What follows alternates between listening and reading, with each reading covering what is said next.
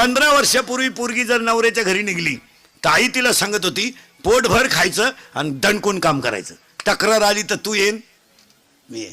आता ह्याच 5-6 वर्षापासून आई डायरेक्ट सांगती एखादा महिना पाय सगळ्यांचा अंदाज घेऊन ये, नाही तर पाहुणा इकडे घेऊन ये, खाल्ल्या वावरात कांदे वाटणं करीन पण तो शान भरायचं नाही.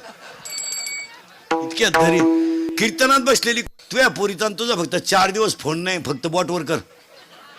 आजचं पाकिट देतो मी तुला, कर बोट. तुला काम नाही का काय दुसरं? तिकडे मर ना कांद्यात रॉप चिंबट ना, दुसऱ्याची घर का आलं बिगडी ती.